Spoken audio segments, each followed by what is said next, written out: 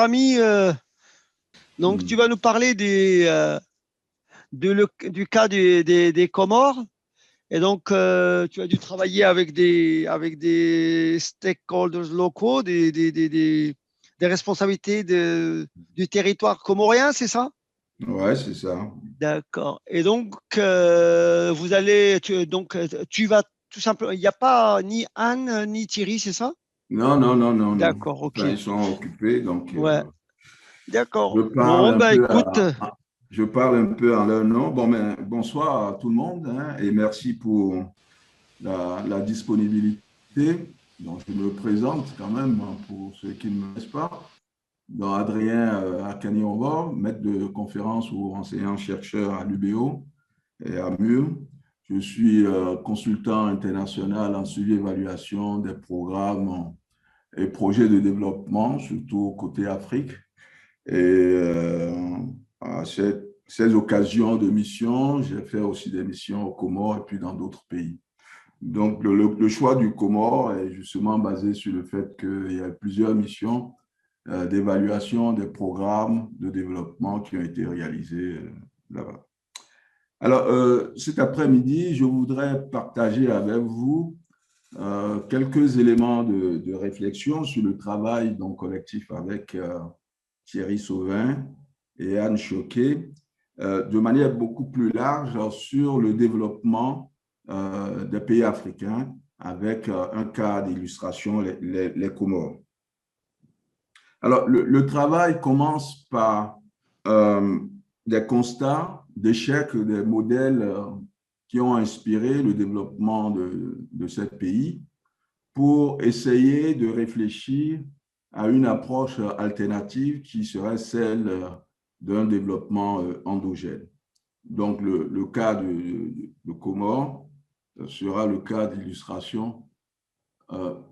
Comment pour passer, ou changer l'écran là? bah, c'est toi qui clique, je pense. Ouais. D'accord, c'est bon, c'est bon. Donc voilà. Donc le constat sur les modèles donc, de développement, les échecs de ces modèles, puisque 60 ans après, la plupart des pays sont à l'étape où ils étaient dans les années 60. Alors, de réfléchir après à une approche alternative qui serait un développement endogène et le cas des Comores va nous permettre pour illustrer les différents aspects. Alors, les Comores, c'est un archipel qui est composé de 4 îles. Vous avez la Grande Comore, c'est la plus grande île, avec sa capitale, mais qui est en même temps la capitale de l'archipel, Moroni. La deuxième île, c'est Anjouan, avec la principale ville, Moussamoudou. Et puis, vous avez Moélie, la principale ville qui est Fomboni. Alors, la quatrième île, c'est Mayotte. Il faut noter que Mayotte est encore sous possession française. Donc, les 3 premières îles ont eu leur indépendance en juillet 1975. En gros, c'est une superficie de 1862 km² et puis avec une population de l'ordre d'environ 800 000 habitants. Alors, le plan va se dérouler en 3 points. Le premier point, donc, c'est de présenter les différents modèles qui ont inspiré les programmes de développement dans ces pays. Je me limite à l'Afrique subsaharienne, hein, de montrer les constats d'échec et de voir que la plupart de ces modèles peuvent se résumer à un modèle de développement exogène. Le deuxième point, c'est de présenter un peu le cadre de réflexion, donc les fondements d'un développement endogène du territoire, donc qui met l'accent sur les différentes réflexions sur la notion de développement endogène et les principales idées qu'on peut dégager du développement endogène et territorial. Et le troisième point présente des cas de développement endogène de façon beaucoup plus large sur l'Afrique, mais après en se recentrant sur les Comores. Donc, les expériences locales de vision endogène du développement, comment l'économie bleue peut constituer une perspective de développement endogène, les formes concrètes d'une société qui sont enracinées dans la culture du territoire, les fragilités de l'Union des Comores qui, malgré ces fragilités, présentent des facteurs qui peuvent conduire à la mise en place d'un développement endogène. Donc voilà les 3 points. Alors le premier point c'est le constat qu'on fait quand on regarde l'évolution des économies africaines, d'Afrique subsaharienne. On constate qu'il n'y a pas de changement de structure de la production de la plupart de ces pays, ce que j'appelle souvent une spécialisation de type colonial, c'est-à-dire que ces pays-là sont toujours, depuis 1960, spécialisés dans les matières premières, dans l'exportation de matières premières. Si vous prenez la Côte d'Ivoire, par exemple, le coton ou le café, vous prenez le Ghana, c'est le café, vous prenez le Nigeria, c'est le pétrole, vous prenez le Bénin, c'est le coton, etc. Donc, quand on parcourt l'ensemble de ces économies, la spécialisation de type colonial demeure. Donc, il n'y a pas de changement fondamental de la structure de production. Le deuxième constat qu'on fait, c'est que l'économie formelle ne représente que 20% de l'emploi total. Et la dernière étude menée par l'OIT, l'Organisation internationale du travail, montre d'ailleurs que plus de 90% de toutes les unités économiques en Afrique sont informelles. Alors, autre constat qu'on peut faire, c'est que plus de 40% de la population est en dessus du seuil de pauvreté, qui est $1,90 par jour. Et puis, en moyenne, l'IDH, l'indice de développement humain du continent, est le plus bas du monde, en 0,47. Alors, ce qu'on note aussi, c'est que chaque année, l'Afrique importe en aliments, en produits alimentaires, près de 35 milliards. Or, l'Afrique représente 65% des terres arables en jachère dans le monde, ce qui est un paradoxe. Alors, mais ce qu'on peut noter, c'est que si les Africains sont pauvres, l'Afrique, elle n'est pas pauvre. Elle n'est pas pauvre. Bon, si vous prenez un certain nombre d'indicateurs, la Commission économique des Nations Unies pour l'Afrique a produit une étude qui montre que 54% des réserves mondiales de platine, c'est en Afrique. 78% de celles de diamant, c'est en Afrique. 40% de celles de chrome, c'est en Afrique. 28% en manganèse, c'est en Afrique. Mais au-delà de ces produits matières premières, mais on peut se référer au travail de Serge Latouche, l'autre Afrique, qui montre qu'en dehors de ce qui est visible, les activités, il y a un certain dynamisme dans la plupart de ces pays-là. Donc, comment on est arrivé là? Pourquoi, 60 ans après, on ne constate pas d'effet de rattrapage? L'effet de rattrapage qu'on peut constater, par exemple, pour certains pays d'Asie du Sud-Est, je prends Singapour, je prends la Corée du Sud, même la Chine, dans les années 60, se trouve à peu près au même niveau que certains pays africains. Donc, on peut dire pour ces pays-là, il y a un effet de rattrapage, même si c'est partiel, avec les pays avancés. Alors, pour ce qui concerne la plupart des pays d'Afrique subsaharienne, on ne constate pas cet effet de rattrapage. Alors, de mon point de vue et de notre point de vue, c'est que quand on regarde les modèles qui ont inspiré les programmes de développement dans ces pays, on constate que tous ces modèles conduisent à un développement exogène. Et ces modèles ont été mis en place essentiellement par les grandes organisations internationales telles que la Banque mondiale et le FMI. Alors, vous avez le premier modèle à partir dans les années 60, 70 qui a été utilisé, c'est le modèle qu'on appelle Harrod-Domar. C'est un modèle de planification où on vous fixe le taux de croissance à atteindre et on fait le postulat que l'épargne est faible. Et donc, l'écart entre l'investissement à réaliser pour atteindre cette épargne, cet écart est financé par le financement extérieur. Donc, il faut aller chercher le financement extérieur, essentiellement l'aide au développement, etc. Donc, et parallèlement, il n'y a pas de politique, de stratégie de mobilisation de l'épargne interne. Hein. Donc, pour aller vers un financement endogène, il faut noter que le postulat de la faiblesse de l'épargne, c'est l'épargne formelle, parce que dans les économies, il y a une source d'épargne. Je reviendrai un peu plus loin sur le développement des tontines, par exemple, hein, qui montrent très bien qu'il y a des ressources financières, mais qui ne sont pas mobilisées dans le canal du système bancaire. Hein. Donc, c'est ça qui explique cette fragilité. Donc, déjà, les modèles mis en place s'orientent vers l'extérieur, créent une dépendance vis-à-vis de l'extérieur sur le plan de financement. Le taux d'épargne moyen, en gros, aujourd'hui en Afrique, c'est de 18%.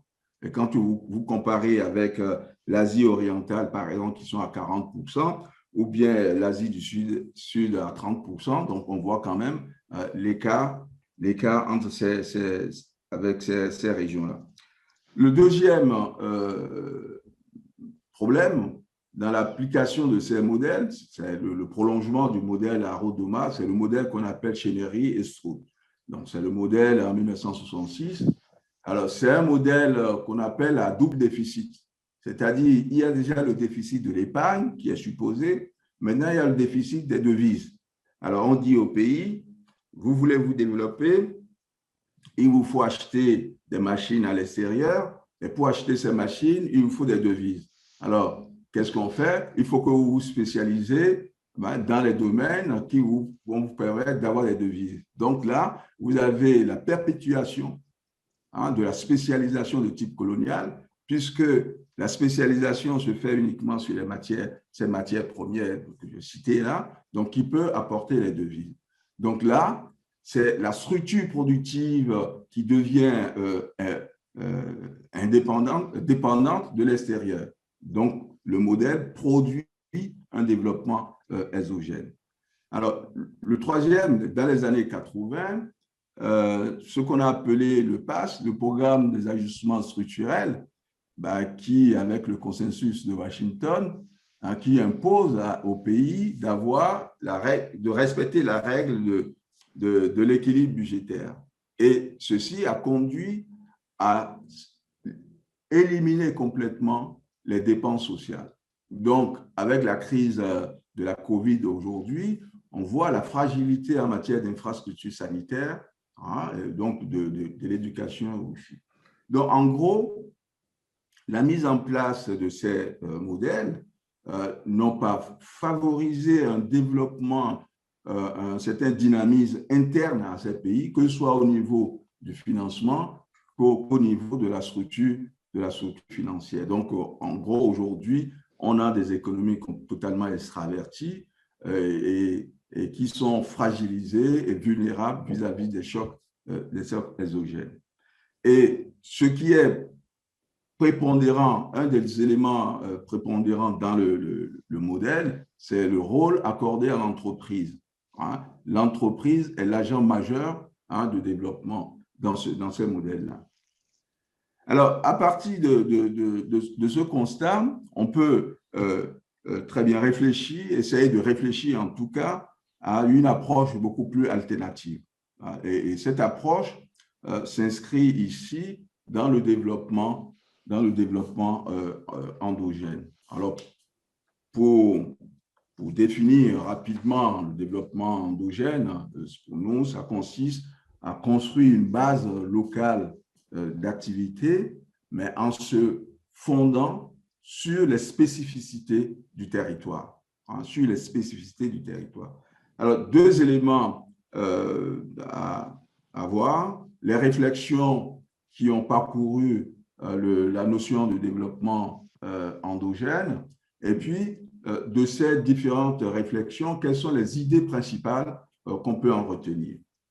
Alors, les réflexions, on peut remonter à la fin des années 70 avec le livre de Analdo Bagnasco en 1977 qui traitait de la troisième Italie, dont le livre souligne l'importance en fait des régions anciennes, rurales, qui se sont développées sur leur propre force. Déjà, l'analyse sur le développement local se pose, même si la notion de développement endogène n'est pas évoquée. Donc, il faut attendre le début des années 80 avec Storr et Taylor pour la première fois entendre la notion de développement endogène. Il faut dire que cette notion a été largement débattue dans le cas français, surtout Courlet et puis Pecker. Les travaux en France ont permis de relancer le débat sur les systèmes productifs locaux. Et ce sont ces différents travaux que l'on regroupe dans la dénomination de l'économie de régulation. Après, vous avez Pior et Isabelle, 84, qui ont généralisé la thèse de développement endogène et développé l'idée des districts. Alors, des districts industriels, mais on peut parler aussi de districts artisanaux.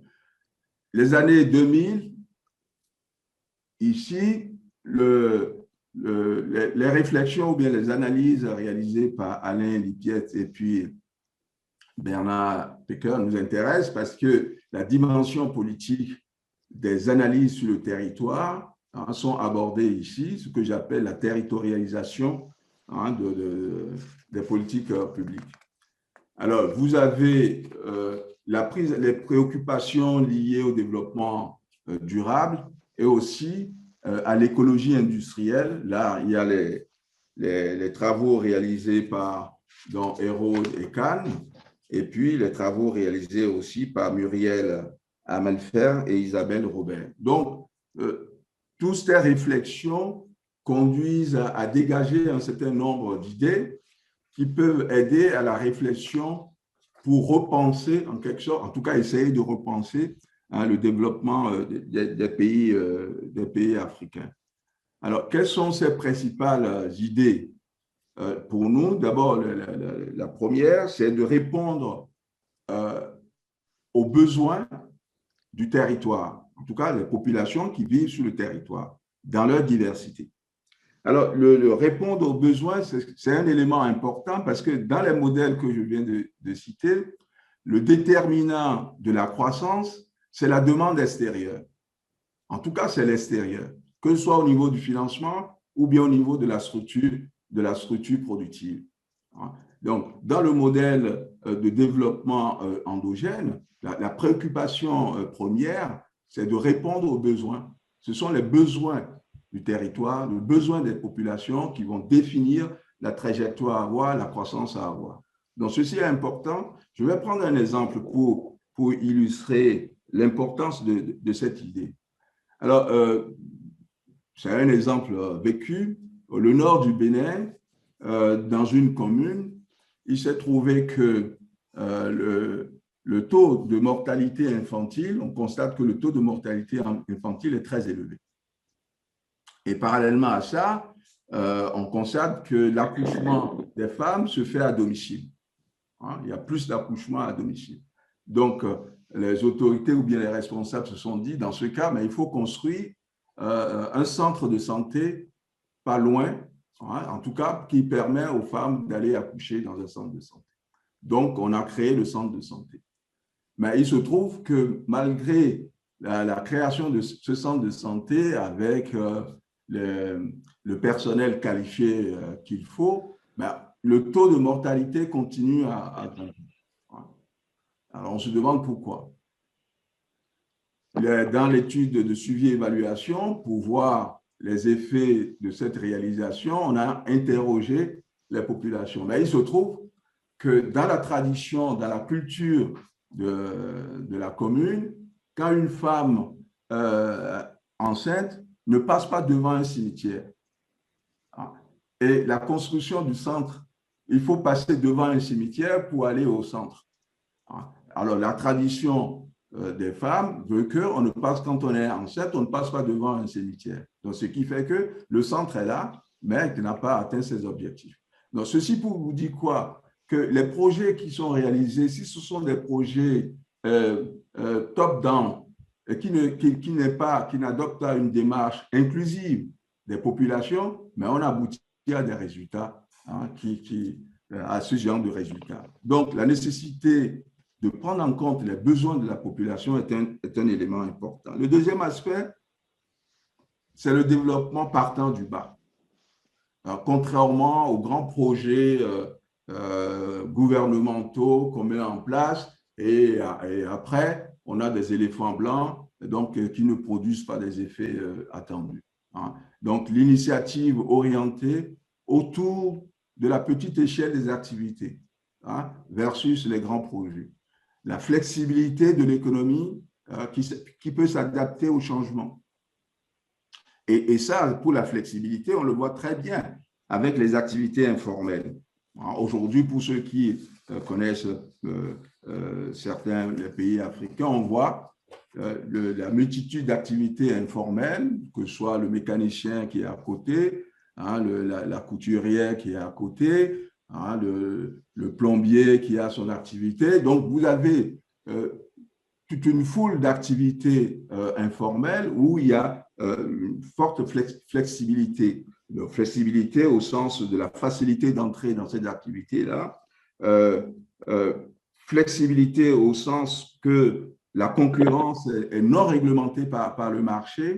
Flexibilité au sens que ces activités-là utilisent les ressources locales et ils produisent de la richesse. Même si les indicateurs tels que le PIB ne prennent pas en compte tous ces éléments-là. Au passage, la parenthèse pour vous dire que le rebasage du produit intérieur brut qui a été réalisé tout récemment par la Banque mondiale pour certains pays d'Afrique de l'Ouest, qui a intégré une partie, en tout cas, de l'informel, a montré que certains pays comme le Bénin, sont passés de pays à revenus faibles à passer à revenus intermédiaires. Donc, c'est pour montrer l'importance des activités informelles et la création de richesses de ces activités qui, jusqu'ici, ne sont pas suffisamment prises en compte. Faire un développement partant du bas, c'est aussi encourager les expériences locales qui soient inclusives et qui soient en cohérence avec les spécificités du territoire. Faire un développement partant du bas, c'est aussi générer des effets de proximité, des effets spatiaux, sociaux, culturels. C'est créer de nouvelles solidarités aussi par le bas. Donc, ce sont des éléments qui nous semblent intéressants à analyser. En gros, il s'agit de prendre le contrôle du local, de la vie économique.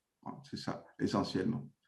La troisième grande idée qui ressort de ces réflexions, c'est contrairement au modèle précédent qui donne la priorité à l'agent entreprise, ici, le territoire est considéré comme source de développement. Alors, ça suppose que de révéler les spécificités ou les ressources locales et surtout de valoriser ces ressources locales. La valorisation en privilégiant essentiellement les filières issues des ressources locales ou de l'usage ou des traditions. Ça, c'est un élément. Autre élément, de prendre le territoire comme source de développement, c'est le rôle déterminant du substrat, que ce soit le substrat culturel ou le substrat social, qui renforce la capacité des acteurs à collecter des informations et à les partager. Et vous avez la combinaison de la qualité intrinsèque, c'est-à-dire prendre le territoire comme source, les produits qui peuvent émerger du territoire ont une valeur qui dépasse la valeur intrinsèque du produit lui-même. Parce que le produit qui sort du territoire, il y a ses qualités intrinsèques, mais aussi il y a les qualités liées à son ancrage territorial. Donc, ce sont des produits qui sont spécifiques au territoire. Prendre le territoire comme source de développement, c'est promouvoir le rôle des acteurs, pas seulement l'acteur entreprise, l'acteur PME, collectivité locale, l'imbrication, les relations entre le public et le privé, donc prendre l'interdépendance des différents acteurs. Choisir le territoire comme source de développement, c'est tout simplement inscrire le développement dans une logique multidimensionnelle qui prend en compte à la fois l'économie, le culturel, le technique, le social, etc. Donc, ce sont des idées qui nous semblent suffisamment pertinentes pour les replacer dans le cadre du développement des pays africains. Et le cadre africain, nous semble-t-il, est un cadre tout à fait pertinent pour favoriser cette approche-là. Il y a des exemples qu'on peut présenter pour illustrer justement la disponibilité ou la vision du développement endogène dans certains pays. Alors ici, on a choisi quelques exemples. Le centre qu'on appelle le centre Songhai au Bénin, c'est un centre qui développe l'aquaculture et l'utilisation des algues dans une dimension systémique. Alors, c'est un centre qui utilise les ressources locales. C'est les ressources locales. Alors, la philosophie du centre, c'est de dire qu'on reste dans le cycle de la nature, le cycle de la nature, dans un processus qu'on peut appeler l'économie circulaire, où rien ne se perd, tout se transforme.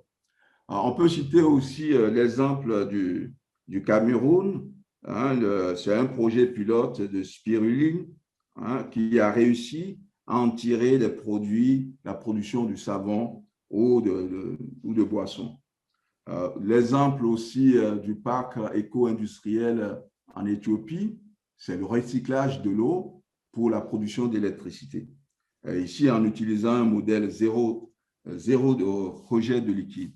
C'est une première d'ailleurs mondiale. Et puis, vous avez l'énergie au Cap-Vert et puis Maurice, l'utilisation de l'énergie des vagues marines pour produire de l'électricité. Donc, il y a plusieurs exemples comme ça de valorisation des ressources locales qui créent des activités, qui créent des filières de production. L'exemple aussi, c'est l'économie bleue. La plupart, vous avez plusieurs pays qui sont des pays côtiers, mais qui ont une ressource naturelle qui est la mer, mais l'exploitation, la valorisation de cette ressource, ils ne font pas une valorisation de cette ressource. Alors que avec cette ressource marine, il y a plusieurs activités qu'on peut en tirer, des développements avec les chaînes de valeur qui donnent une certaine importance à l'écologie, etc. Donc, vous avez des ressources à valoriser, mais vous avez aussi dans ces pays des pratiques ou des formes d'une socio-économie enracinée dans les traditions. Ici, je prends par exemple le tourisme mémorial. Vous prenez la traite des esclaves. Donc, c'est des choses que ces pays-là peuvent valoriser. Le tourisme mémorial aussi. Les crédits sous forme de tontine. Je dis tout à l'heure que le taux d'épargne officiel, c'est-à-dire les ressources financières canalisées vers le système bancaire sont relativement faibles, mais des ressources financières sont disponibles. Le taux d'épargne, l'épargne, ou bien la tontine plutôt, c'est de l'épargne. C'est une épargne qui se traduit par le fait qu'il y a un regroupement de personnes qui apportent leurs ressources et qui font tourner la ressource au niveau de chacun. Donc, chacun profite de manière en rotation, chacun profite des ressources de l'ensemble. Et beaucoup d'activités sont créées à partir des tontines. C'est-à-dire, comme les gens n'ont pas accès, vous avez aujourd'hui 80% d'Africains qui n'ont pas accès, qui n'ont pas de compte bancaire. Donc, qui n'ont pas accès au crédit. Et pour monter leur activité, dans beaucoup de pays, c'est par le biais des tontines que les gens essaient de mobiliser les ressources pour créer leur activité. Alors, j'ai pris ici l'exemple du rituel du vaudou. Alors, je ne sais pas si vous savez, le vaudou, bon, beaucoup pensent que c'est de la sorcellerie, mais c'est une religion.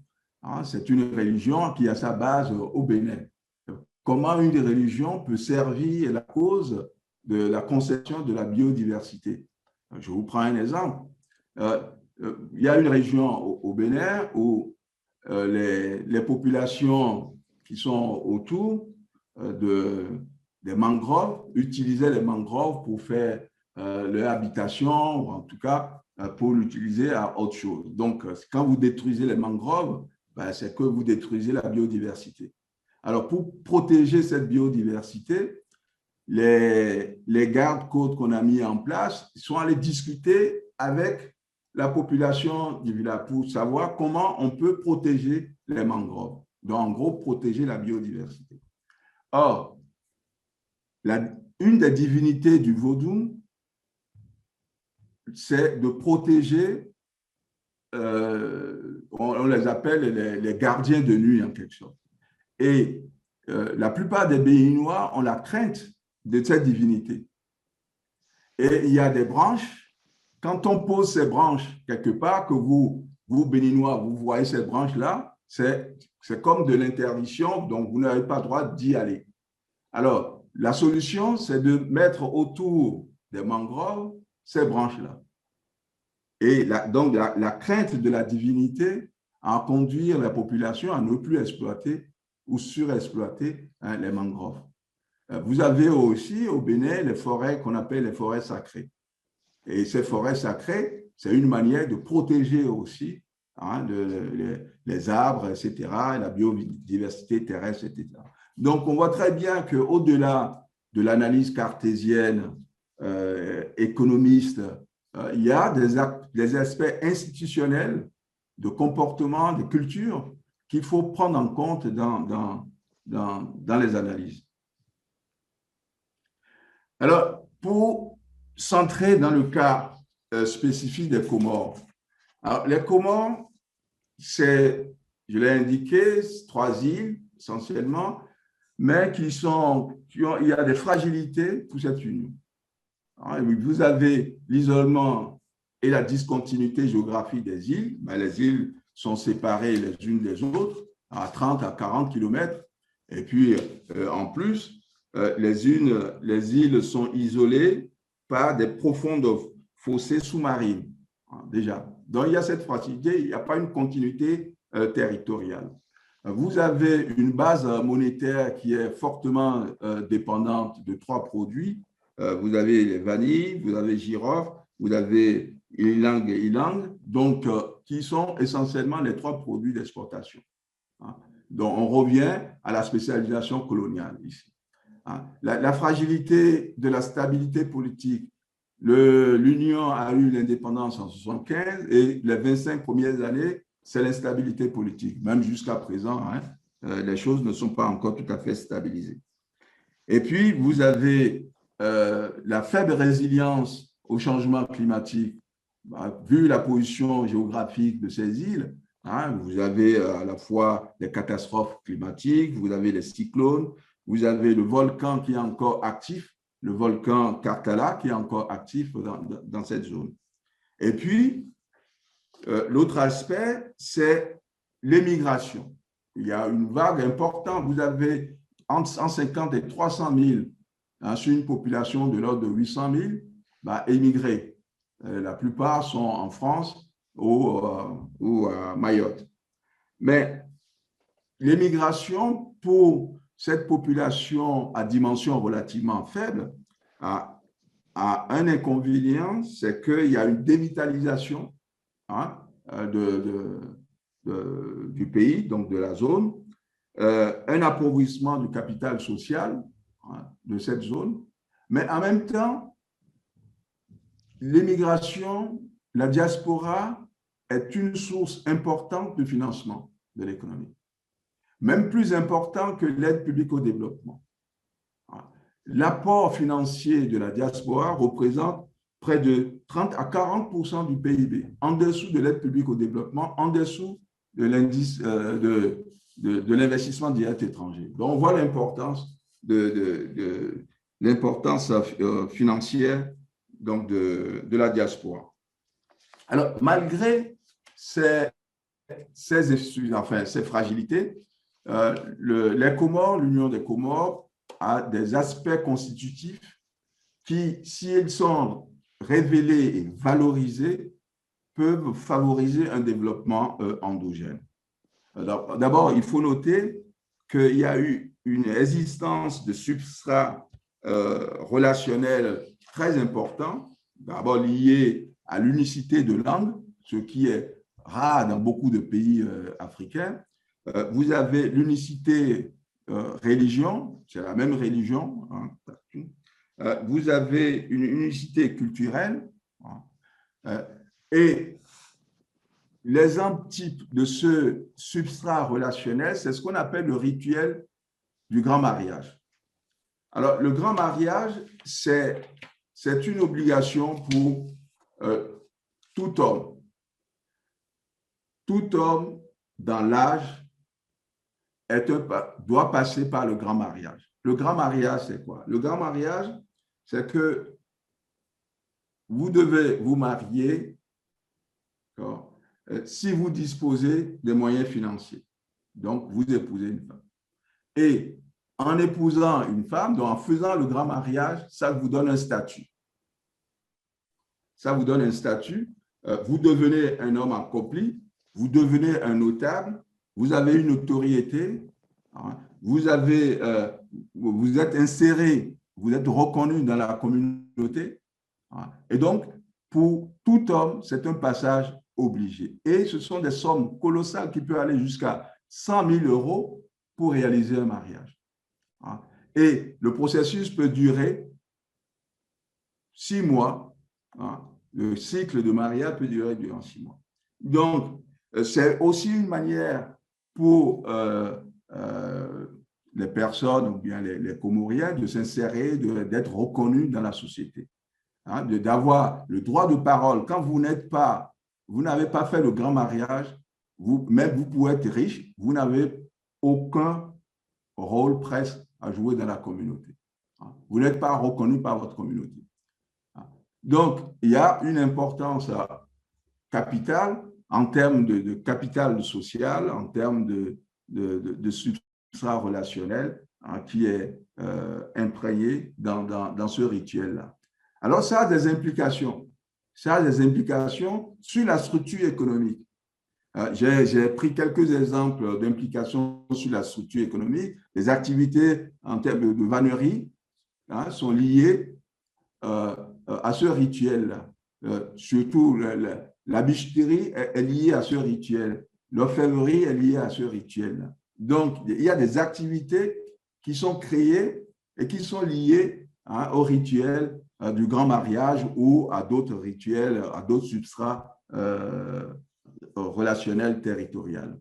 Donc, ce sont des éléments qui créent de la demande locale et qui peuvent permettre de répondre aux besoins des populations. Et même le cas de la diaspora dont j'indique tout à l'heure, j'ai dit que l'apport de la diaspora, l'apport financier de la diaspora comorienne dépasse l'aide publique au développement. Ça dépasse l'aide publique au développement, 30 à 40% du PIB, ce qui est important. Mais le défaut de cet apport, c'est que c'est cet apport qui nourrit essentiellement le rituel du grand mariage. Une bonne partie, près de 80%, il y va. Mais il y a une fuite dans le circuit parce que la réalisation du grand mariage va entraîner des importations de produits.